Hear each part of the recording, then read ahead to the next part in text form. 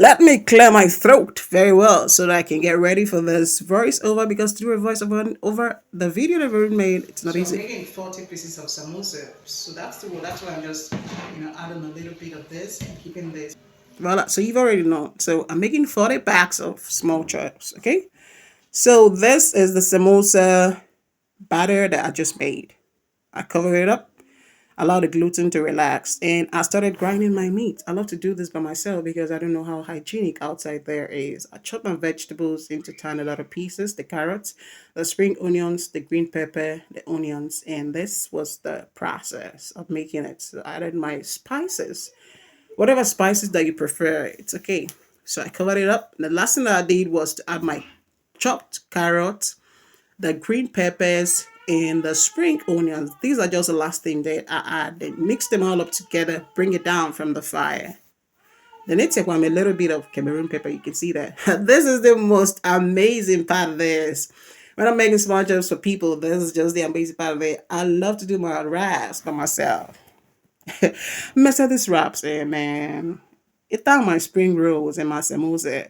Even though I'm a civil servant, people still call me for jobs because spring rolls and samosa back yana the fantabulous. Ever cripsy. I'm telling you. Then I want to teach you something about when you're making your spring roll fillings. I use butter. Do you know why I use butter? Sometimes it makes spring rolls to get the fillings. You see water, all over it. Sometimes I just put it on the sieve for the sieve to drain out all the excess water. But when you use your butter, this butter brings it together.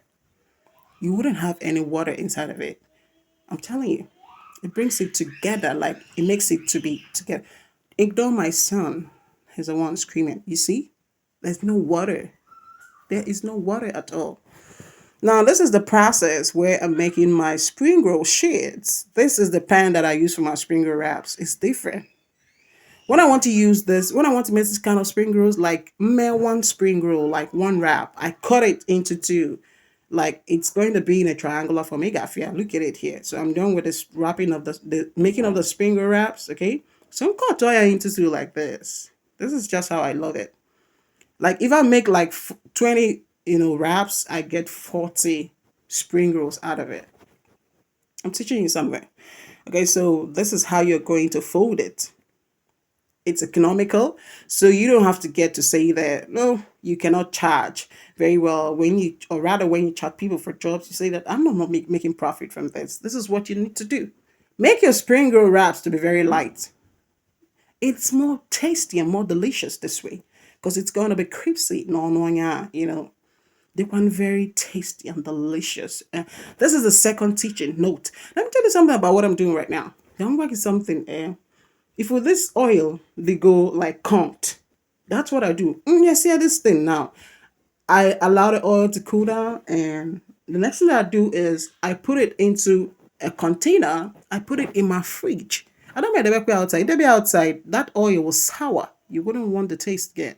Maybe we'll a year if again or change your taste. That's what happens. So when you use an oil, put it in a jar, then pop it into your fridge.